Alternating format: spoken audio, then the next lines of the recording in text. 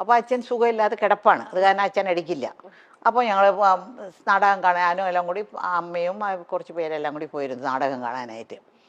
അപ്പോൾ നാടകത്തിൻ്റെ ഇടയ്ക്ക് വന്ന് ഇൻ്റർവെല്ലൊക്കെ വിടില്ലേ, അപ്പോൾ അമ്മയും ഞാനും കൂടി പുറകെ ആ മേക്കപ്പ് റൂമൊക്കെ ഉള്ള സ്ഥലത്ത് അവിടെ എന്നെ കൊണ്ടുപോയി. അവിടെ കൊണ്ടുപോയിട്ട് അപ്പോൾ അവിടുത്തെ മലയാളിയാണെന്ന് പറഞ്ഞു ആദ്യത്തെ ഭാര്യ പങ്കജവല്ലി. അപ്പോൾ അങ്ങേരോട് അമ്മ പറഞ്ഞു, ആ അമ്മയോട് പറഞ്ഞു, ഇങ്ങനെ എൻ്റെ മോളാണ്, ഇപ്പോൾ ഞങ്ങൾക്ക് കുറച്ച് പ്രശ്നങ്ങൾ. അമ്മ അവർ അങ്ങോട്ടും ഇങ്ങോട്ടും സംസാരിച്ചപ്പോൾ ഇവർ രണ്ടുപേരും ഒരേ നാട്ടുകാരാണ്, ഒരേ സ്ഥലത്തുള്ള ആൾക്കാരാണ്. അപ്പോൾ വളരെ അടുത്തവർ. അപ്പോൾ അമ്മ പറഞ്ഞു, ഞങ്ങൾക്ക് പ്രശ്നങ്ങളാണ്, ഈ കൊച്ചേ ഉള്ളോ, ഇതിനെ അഭിനയിക്കാൻ വിടുന്നുണ്ട് എനിക്ക് എന്നൊക്കെ പറഞ്ഞു. അപ്പോൾ വീട്ടിലൊക്കെ ഞാൻ ചുമ്മാ ഒക്കെ ഇങ്ങനെ പാട്ടൊക്കെ പാടി ഡാൻസൊക്കെ ചുമ്മാ അതൊക്കെ ചെയ്യും, ഈ റേഡിയോയിലുള്ളത് കൊണ്ടല്ല. അപ്പോൾ അമ്മേൻ്റെ വിചാരം എനിക്ക് ഭയങ്കര ഇഷ്ടമെന്നാ. അപ്പോൾ അങ്ങനെ അവർ പറഞ്ഞു, അങ്ങനെയാണോ, അങ്ങനെയാണെങ്കിൽ ഞങ്ങൾ പോയിട്ട് ഞങ്ങൾ ഇങ്ങനെ അത് അവിടത്തേക്ക് വരാനായിട്ട് ചെന്നൈയിലോട്ട് വരാനായിട്ട് പറയാമെന്ന് പറഞ്ഞിട്ട് അയച്ചിരുന്നു. അപ്പോൾ അവർ നാടകമെല്ലാം കഴിഞ്ഞിട്ട് പോയി. അവിടെ പോയിട്ട് ഒരാഴ്ചക്കകം ഞങ്ങൾക്ക് അവിടെ നിന്ന് ടിക്കറ്റും വരാനുള്ള ഡേറ്റും ഇന്ന സ്ഥലത്ത് വരണം എന്നൊക്കെ പറഞ്ഞ് അവർ വിളിച്ചു പറഞ്ഞ് ടിക്കറ്റൊക്കെ അയച്ചിരുന്നു. അങ്ങനെയാണ് ഞങ്ങൾ മെഡ്രാസിൽ, ഞാനും എൻ്റെ അമ്മയും മാത്രമായിട്ട് മെഡ്രാസിൽ വരുന്നത്. അപ്പോൾ ഞങ്ങളുടെ വീട്ടിൽ കുറേ പിള്ളേരുണ്ടല്ലോ, അമ്മ എൻ്റെ കൂടെ നിൽക്കാനൊക്കില്ല. അപ്പോൾ എന്നെ വന്ന് SS രാജേന്ദ്രൻ്റെ പങ്കജവല്ലി ചേച്ചിയുടെ അടുത്ത് ആ അമ്മയുടെ അടുത്ത് എന്നെ വിട്ടിട്ട് കുറേ പിള്ളേരുടെ കൂടെ ഞാനൊരു കൊച്ചായിട്ട് അവിടെ നിന്നു. അപ്പോൾ അവർ ഒരു ഡ്രാമ അവരുടെ ഒരു ഡ്രാമ. അപ്പോൾ അപ്പോഴേക്കും ഈ വിജയകുമാരി എന്ന് പറഞ്ഞ ഒരു പ്രഗ്നൻ്റ് ആയിരുന്നു. അപ്പോൾ അവർക്ക് അവരുടെ റോൾ അഭിനയിക്കാനായിട്ട്, ഹീറോയിൻ തന്നെയാണ്, അവരുടെ റോൾ അഭിനയിക്കാനായിട്ട് എന്നെ എല്ലാം വെച്ച് കെട്ടി 13 വയസ്സ് എത്ര വലുതുണ്ടാവും വെച്ച് കെട്ടിയൊക്കെ ശരിയാക്കി. പക്ഷെ പൊക്കം ഉണ്ടായിരുന്നു, കാരണം ഞാൻ രക്ഷപ്പെട്ടു, അത്രയും തന്നെ പൊക്കം. അപ്പോൾ അങ്ങനെ നാടകത്തിൽ അഭിനയിച്ചു. റിഹേഴ്സലൊക്കെ കഴിഞ്ഞ് അവർ വീട്ടിൽ തന്നെ റിഹേഴ്സലൊക്കെ കഴിഞ്ഞ് അവർ ഒരു നാടകം, ഫസ്റ്റ് ഡ്രാമ.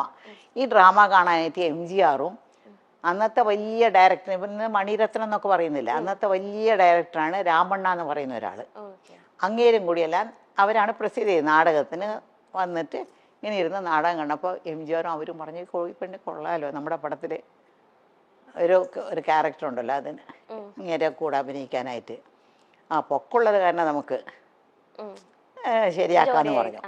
അങ്ങനെയാണ് അവർ ഞങ്ങളോടെല്ലാം സംസാരിക്കുന്നത്. പിന്നെ സംസാരിക്കുന്നതൊക്കെ അവർക്കൊരു കമ്പനി ഉണ്ട്, SS രാജേന്ദ്രന് ഒരു സിനിമ കമ്പനിയുണ്ട്. ആ കമ്പനി ആ മാനേജറോടാണ് സംസാരിക്കുന്നത്. അപ്പോൾ അവിടെ സംസാരിച്ചപ്പോൾ എനിക്ക് 3 വർഷത്തിൻ്റെ കോൺട്രാക്റ്റ് കിട്ടും. 3 വർഷം പുറത്തുള്ള പടങ്ങളിലൊന്നും അഭിനയിക്കാൻ പാടില്ല, അവർ പറയുന്ന പടങ്ങളിലേ അഭിനയിക്കാൻ പാടുള്ളൂ. അങ്ങനെ അഭിനയിച്ചാലും പകുതി പണം അവർക്ക് കൊടുക്കണം പുറത്തുനിന്ന്. അപ്പൊ അവര് മുഖാന്തരം പോയത് കാരണം എനിക്ക് ഫസ്റ്റ് മൂവി തന്നെ 6,000 റുപ്പീസ് ആ കാലത്ത് കിട്ടി. 6,000 റുപ്പീസ് എന്നൊക്കെ പറഞ്ഞാൽ ഇന്നത്തെ വലിയൊരു തുകയാണ്. ഞാൻ തനിച്ചാ പോയെങ്കിൽ 600 രൂപ പോലും കിട്ടില്ലായിരുന്നു. അവര് വഴി പോയി ഒരു വലിയൊരു സെറ്റപ്പിന്റെ വഴി പോയത് കാരണം എനിക്ക് 6,000 റുപ്പീസ് കിട്ടി. പിന്നെ ആ 3,000 രൂപ ഉണ്ടല്ലോ എനിക്ക് കിട്ടേണ്ട, അവർ 3,000 രൂപ എടുത്തു, എനിക്ക് 3,000 രൂപ. ഞങ്ങൾക്ക് അമ്മേടെ, എനിക്കൊന്നും അറിയില്ല, ഇതൊക്കെ അമ്മയാണ് കഴുത്തിടുന്നത്. ഞാൻ മേജറല്ലല്ലോ, കഴുത്തിടുന്നു മേടിക്കുന്നു ഒക്കെ അമ്മയാണ്. അപ്പം ഞാൻ അമ്മയോട് ചോദിച്ചേ, എനിക്കൊരു ആഗ്രഹമുണ്ട്, എനിക്ക് എന്തെങ്കിലും തരണം, ഇത് ഇന്ന് എന്തെങ്കിലും തരണം എന്ന് പറഞ്ഞു. അമ്മ പറഞ്ഞു ശരിയെന്ന് പറഞ്ഞു. ഒരു 50 രൂപ എടുത്തു കൊടുത്തു, എനിക്ക് തന്നു. ഞാൻ ഉടനെ കടയ്ക്ക് പോയിട്ട് ഒരു ഗ്രേപ്പ് വാട്ടർ മേടിച്ചു. ഗ്രേപ്പ് വാട്ടർ എന്നറിയാമോ, ഈ പിള്ളേർക്കൊക്കെ വയറ്റുവേദനയൊക്കെ വന്നാൽ ഒരു മധുരമുള്ള സാധനം കുറച്ചായിട്ട് ഇങ്ങനെ കൊടുക്കും. ഒരു ചെറിയ ടീസ്പൂൺ, ഒരു 1/2 ടീസ്പൂൺ കൊടുക്കും. വയറ്റുവേദന വന്ന് പിള്ളേർ കരയുമ്പോഴേ, കൊച്ചു പിള്ളേർ. അപ്പോൾ ഞങ്ങളെ വീട്ടിൽ എപ്പോഴും ഗ്രേപ്പ് വാട്ടർ ഉണ്ടാവും, പക്ഷെ ഞങ്ങൾക്കെല്ലാം തരത്തില്ല, ഏറ്റവും അവസാനത്തെ കൊച്ചിനെ കിട്ടത്തുള്ളത്. അപ്പോൾ ഞാൻ ആ സ്പൂൺ എടുത്ത് നക്കി നോക്കുമ്പോൾ എന്തൊരു മധുരമാണെന്നൊക്കെ തോന്നുന്നു എനിക്ക്. ആദ്യമായിട്ട് എൻ്റെ കാശിൽ ഞാൻ മേടിച്ച ഒരു ഗ്രേപ്പ് വാട്ടർ ബോട്ടിലായിരുന്നു. എന്നിട്ട് ഇത്രയും വലിയൊരു ബോട്ടിൽ 50 രൂപയ്ക്ക് കിട്ടി. അത് എടുത്ത് ഇങ്ങ് കുടിച്ചു. ആരും പിള്ളേരൊക്കെ കണ്ടാൽ കിട്ടില്ലല്ലോ, ഒരു വാതിലിൻ്റെ പുറകെ പോയി നിന്ന് കുടിക്കുന്നത്. പകുതി കഴിച്ചപ്പോൾ അതിലൊരു ലഹരിയുണ്ട് ആ ഗ്രേപ്പ് വാട്ടറിൽ. പകുതി കഴിച്ചപ്പോൾ തന്നെ എനിക്ക് ഒരു മാരിയായി, മത്ത് പിടിച്ച് തലയൊക്കെ ഒരു മാരിയായി. ഞാൻ പറഞ്ഞു അയ്യോ മതി എന്ന് വിചാരിച്ചിട്ട് പുറത്ത് വന്നിട്ട് ബാക്കിയുള്ളതെല്ലാം അവർക്കെല്ലാം കൊടുത്തു. അതാണ് എൻ്റെ ആദ്യത്തെ ശമ്പളത്തിൽ ഞാൻ ആദ്യം മേടിച്ചൊരു സാധനം. എനിക്കൊന്നും ഇത് അമ്മ എവിടെയും പറയുന്നത് ഞാൻ കേട്ടിട്ടേ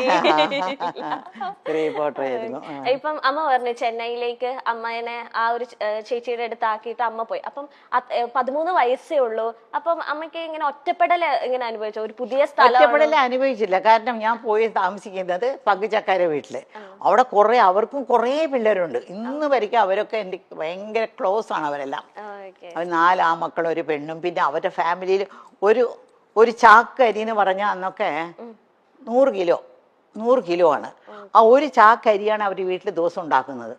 അത്രയും പേര് അവരുടെ വീട്ടിലൊന്ന് ഊണ് കഴിക്കും. ആര് വന്നാലും പോയാലും അവർ വീട്ടിലും ഉണ്ടാവും. എംജിആർ പറഞ്ഞ് കേട്ടിട്ടില്ല, എംജിആറുടെ വീട്ടിൽ ആര് പോയാലും ഊണ് കഴിച്ചിട്ടേ വിടുള്ളൂ. അതുപോലെ SS രാജേന്ദ്രന്റെ വീട്ടിൽ ആര് പോയാലും അവർ ഊണ് കഴിച്ചിട്ടേ പോകാവൂ. ഒരു ചാക്കരി. അപ്പൊ എത്ര പേരുണ്ടാവണം. അത് കാരണം ഒറ്റപ്പെടലേ ഇല്ല എനിക്ക്. കളിച്ചും ചിരിച്ചൊക്കെ അങ്ങനെ നടക്കും. അതിൻ്റെ ഇടയ്ക്കാണ് ഈ പാസം പടത്തിന് പോയി. അങ്ങനെ പോയപ്പോ പിന്നെ അപ്പോഴാണ് പാസത്തിന്റെ ഇത് ആദ്യത്തെ ദിവസം ആ നാടകത്തിലൊന്ന് ആലോചിച്ച് നോക്ക്. ആദ്യത്തെ നാടകത്തിൽ തന്നെ എനിക്ക് എംജിആറിന്റെ പടം കിട്ടി. അപ്പൊ എംജിആറിന്റെ ഷൂട്ടിംഗ് ആണ്. വാഹിനി വിജയ എന്ന് പറഞ്ഞ വലിയ സ്റ്റുഡിയോ ഉണ്ട് അവിടെ. ആ സ്റ്റുഡിയോയിലാണ് ഷൂട്ടിംഗ് നടക്കുന്നത്. അപ്പോൾ ഷൂട്ടിംഗ് നടക്കുമ്പോൾ ഞാൻ ആദ്യത്തെ ഷൂട്ടിംഗ് തന്നെ ഞാൻ വന്ന് വിളമ്പും, ചോറിങ്ങനെ വിളമ്പും. അതിൻ്റെ കാര്യം മറന്നുപോയി. അതായത് ആ ആദ്യത്തെ ഷൂട്ടിങ്ങിൽ തന്നെ അത് 2 ഭാഷയിലെടുക്കുന്നത്, തെലുങ്കിലും തമിഴിലും. ഇപ്പോൾ ഒക്കെ ഒരു പടം ഇപ്പോൾ മണിച്ചിത്രത്താഴ് എടുത്തുകൂടെ നല്ലതുപോലെ ഓടിയ പിന്നെയാണ് അവിടെ മുത്തു എന്ന് പറഞ്ഞെടുത്തത്. അത് വേറെ ദിവസം നല്ല ഓടിയ. അത് അന്നത്തെ അങ്ങനെയല്ല. NTR എന്ന് പറഞ്ഞാൽ അവിടുത്തെ ഏറ്റവും വലിയ തെലുങ്കിലെ ഹീറോ ആണ്. MGR ഇവിടെ തമിഴ്നാട്ടിലെ വലിയ ഹീറോ ആണ്. NTRന്റെ പേരായിട്ട് ശാരദ, നമ്മുടെ ശാരദയല്ലേ, ആ ശാരദയും ഞാൻ MGRന്റെ പേരായിട്ട്. ഇപ്പോൾ ആദ്യം ഒരു ഷോട്ട് ഞാൻ അഭിനയിച്ച് പോയിട്ട് കഴിഞ്ഞ പിന്നെ ഞാനും MGR വന്നിരിക്കും. ആ ലൈറ്റപ്പ് ഇങ്ങനെ 2 പേരും ആ ലൈറ്റപ്പിൽ തന്നെ അവർ 2 പേരും അഭിനയിക്കും. വേറെ ലൈറ്റപ്പോ വേറെ ദിവസമോ വേറെ സെറ്റല്ല. ആ സെയിം സെറ്റ് സെയിം ലൈറ്റപ്പിൽ ഓരോ ഷോട്ട് അങ്ങനെ എടുത്തോണ്ടിരുന്നത്. എൻ്റെ ആദ്യത്തെ ഷോട്ട് എന്ന് വെച്ചാൽ MGRക്ക് ഞാൻ ചോറിങ്ങനെ വിളമ്പി ഉണ്ണ അങ്ങേരെ ഒരു ചോറെടുത്ത് എൻ്റെ വായിൽ ഇങ്ങനെ വെച്ച് കൊടുക്കും. ഫസ്റ്റ് ഷോട്ട് അതാണ്. എൻ്റെ ജീവിതത്തിലെ ആദ്യത്തെ ഷോട്ടാണത്. അപ്പോൾ അത് അടുത്ത സെറ്റില് ഭാസ്കര മാസ്റ്റർ ഭാഗ്യജാതകം ഒരു പടം തുടങ്ങി. അപ്പോൾ സത്യ സാറും ഉണ്ട് അവിടെ. അപ്പോൾ ഭാസ്കര മാസ്റ്റർ സത്യ സാറുടെ അടുത്ത സെറ്റിൽ ഒരു മലയാളി പെണ്ണ് അഭിനയിക്കുന്നുണ്ടെന്ന് പറഞ്ഞു. അത് തമിഴ് വരാതെ ഒരുപാട് പാടുപെടുന്നുണ്ട്. പക്ഷെ അങ്ങനെ പഠിപ്പിച്ചാണ് എടുത്തുകൊണ്ടിരിക്കുന്നത്. ആദ്യത്തെ ദിവസം അവർ 2 പേരും എൻ്റെ ഷൂട്ടിങ് കാണാൻ വന്നിട്ട് അവർക്ക് ഇഷ്ടപ്പെട്ടിട്ട് അവിടെ തന്നെ അമ്മയുണ്ടല്ലോ അവിടെ സംസാരിക്കാൻ, അമ്മയോട് സംസാരിച്ചിട്ട് ഇവിടെ ഒരു 5-6 ദിവസം ഷൂട്ടിംഗ് ഉണ്ടായിരുന്നു. ആ ഷൂട്ടിംഗ് കഴിഞ്ഞുകൊണ്ട് നേരെ ഞാൻ ഭാഗ്യജാതകം അഭിനയിക്കാൻ വന്നു. ഇത് ആദ്യം തുടങ്ങിയാലും റിലീസായത് ആദ്യം ഭാഗ്യജാതകമായിരുന്നു. ആക്ട് ചെയ്തത് തമിഴാണെങ്കിലും അതായിരുന്നു. ഇപ്പത്തെ പോലത്തെ വെച്ചിട്ടുണ്ടെങ്കിൽ ഇപ്പൊന്ന് വെച്ചാൽ പക്ക ഷീറ്റ് ഇട്ട് ഇത്ര ദിവസം ഒരു പടം അല്ലെങ്കിൽ എല്ലാം ഓർഗനൈസിങ് ആദ്യം തന്നെ വിസിറ്റ് ചെയ്യും പ്ലേസ് എവിടെയൊക്കെ ഷൂട്ട് ചെയ്യേണ്ടത്. അമ്മയുടെ ഒക്കെ കാലത്തെന്ന് വെച്ചിട്ടുണ്ടെങ്കിൽ ഒരു ബിൽഡിങ് അല്ലെങ്കിൽ ഒരു സ്പേസ് എടുത്തിട്ട് 3 ഫ്ലോർസ് അത് 3 വീടായിട്ട് സെറ്റ് ചെയ്യുക. അപ്പൊ ഒരു ഫ്ലോറിൽ നിന്ന് അടുത്ത ഫ്ലോറിലേക്ക് പോകുന്നത് അടുത്ത പടമാണ്. ആ ഫ്ലോറിലല്ല, ഈ സ്റ്റുഡിയോ അടുത്ത സ്റ്റുഡിയോ അല്ല, ഈ ഫ്ലോറിൽ നിന്ന് വേറെ ഫ്ലോർ, അവിടെ നടന്ന് കുറച്ച് അങ്ങോട്ട് പോകണം. ഒരു AVM സ്റ്റുഡിയോ എന്ന് പറഞ്ഞാൽ 40 ഏക്കറിലാണ് AVM സ്റ്റുഡിയോ ഉള്ളത്. മനസ്സിലായോ? അപ്പോൾ ആ AVM സ്റ്റുഡിയോയില് ഒരു 10-30 സെറ്റുകളുണ്ട് അവിടെ, ഫ്ലോറുകളുണ്ട്. അപ്പൊ ഈ ഫ്ലോറിൽ നിന്ന് നടന്നിപ്പോ നിങ്ങളുടെ ഇവിടെ നിന്ന് ഇറങ്ങിയില്ലേ, അടുത്ത ഫ്ലോറിലേക്ക് പോകണം. അവിടെയാണ് തെലുങ്ക്, തമിഴ്, കന്നഡം, ഹിന്ദി എല്ലാ പടങ്ങളുടെ ഷൂട്ടിങ്ങിന് മാറി എല്ലാവരും മാറി എടുക്കും. അത് എങ്ങനെ അമ്മയ്ക്ക് അത് പറ്റുന്നു? ഞാൻ അമ്മ പറയുമ്പോ അത് ഭയങ്കര അത്ഭുതത്തോടെ, കാരണം ഒരു ക്യാരക്ടർ അല്ലല്ലോ അടുത്ത പടത്തിൽ, അത് വേറെ കോസ്റ്റ്യൂം ഇട്ടിട്ട് അതെങ്ങനെ ഉൾക്കൊള്ളാൻ പറ്റുന്നത്? പെട്ടെന്ന് കുറച്ചു നാളായപ്പോ നമുക്ക് അങ്ങ് പരിചയമായി. എനിക്ക് അതൊരു വലിയ ഒരു ഒരു പാടായിട്ടൊന്നും തോന്നിയിട്ടില്ല, കഷ്ടമായിട്ടൊന്നും തോന്നിയിട്ടില്ല. അങ്ങനെ കാലത്ത് അന്നൊക്കെ ഞങ്ങളുടെ അടുത്ത് കോൾ ഷീറ്റ് മേടിക്കുന്നു. ഇപ്പൊക്കെ ഒരു പടത്തിനാണ് കോൾ ഷീറ്റ്. 40 ദിവസം കോൾ ഷീറ്റ് കൊടുത്താൽ ആ പടം തീർക്കാം. പക്ഷെ അങ്ങനെയല്ല, അവിടെ എല്ലാം ചെന്നൈയിലും അടുത്തടുത്തടുത്ത സ്റ്റുഡിയോ ആയതുകൊണ്ട് ഒരു പടത്തിന് ദിവസവും 7 to 1, അതായത് കാലത്ത് 7 മണി മുതൽ 1 മണി വരെയും കോൾ ഷീറ്റ് കൊടുക്കും. കോൾ ഷീറ്റ് കൊടുത്താൽ ആ ഒരു 10-15 ദിവസം കൊണ്ട് ആ പടം തീർക്കും. അല്ലെങ്കിൽ അടുത്ത മാസം ഷെഡ്യൂൾ കൊടുക്കും. അത് കഴിഞ്ഞാൽ പിന്നെ ഉച്ചയ്ക്ക് 2 to 9 എന്നുണ്ട്, 2 മണി മുതൽ 9 മണി വരെയും ഷൂട്ടിംഗ് ഉണ്ട്. അങ്ങനെ ഒരു പടത്തിന് കൊടുക്കും. അത് ഒരു 10-15-20 ദിവസം കൊടുക്കും. പിന്നെ രാത്രി 10 to 2 എന്ന് പറഞ്ഞൊരു ഷൂട്ടിംഗ് ഉണ്ട്, 10 to 2. അത് വരയ്ക്കും.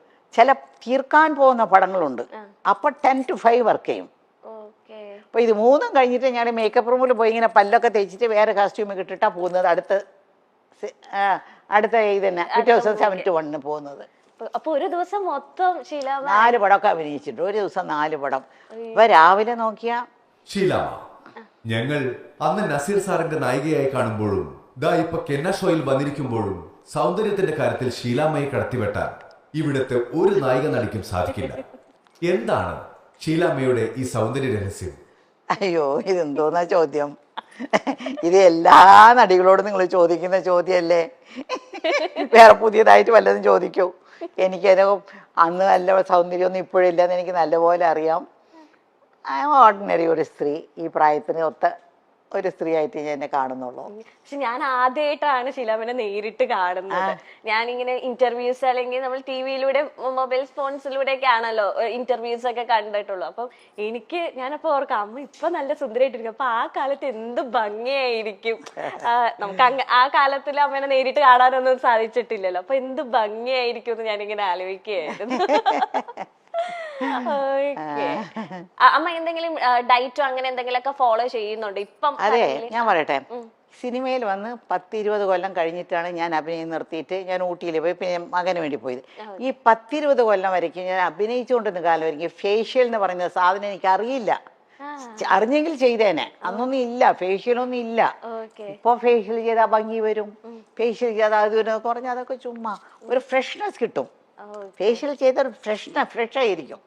ഒരു കല്യാണ പെണ്ണ്, ഇപ്പോൾ കല്യാണ പെണ്ണിൻ്റെ അമ്മയും കല്യാണ പെണ്ണിൻ്റെ അച്ഛനും എല്ലാവരും ഫേഷ്യൽ ചെയ്ത് എന്തൊക്കെയോ മുഖത്തൊക്കെ ഇട്ടിട്ട് അങ്ങനെയല്ലേ. പക്ഷേ ഞങ്ങൾക്കൊന്നും ആ കാലത്ത് അത് ഇല്ല. ഇരുന്നെങ്കിൽ ചെയ്യുമായിരുന്നു. അതെനിക്കറിയില്ല, ആ സമയത്തൊന്നും ഞങ്ങൾ ചെയ്തില്ല. സിനിമയൊക്കെ അഭിനയിച്ച് വീട്ടിൽ ചുമ്മാതിരിക്കുമ്പോൾ വേറെ ജോലിയൊന്നും ഇല്ലാതിരിക്കുമ്പോൾ ഇവരൊക്കെ കൂട്ടുകാരികളെല്ലാം ഫേഷ്യൽ ചെയ്യാനായിട്ട് ബ്യൂട്ടി പാർലർ പോകുന്നുണ്ടോ, എന്നാൽ നമുക്ക് സുന്ദരിയാവാന്ന് പറഞ്ഞ് പോയി ചെയ്തിട്ടുണ്ട്. വീട്ടിലത്തെ പൊടിക്കൈകളൊക്കെ അമ്മ ട്രൈ ചെയ്യാറുണ്ടോ? മഞ്ഞള്, നമ്മളൊക്കെ ചേർന്ന് മഞ്ഞൾ അരച്ച് വെക്കുക, കടലമാവ് ഇടുക, അങ്ങനെ അതൊന്നും ഞാൻ ചെയ്യാം. അതൊന്നും എന്നെ കൊണ്ട് വയ്യ. അത്രയും ക്ഷമയൊന്നും എനിക്കില്ല.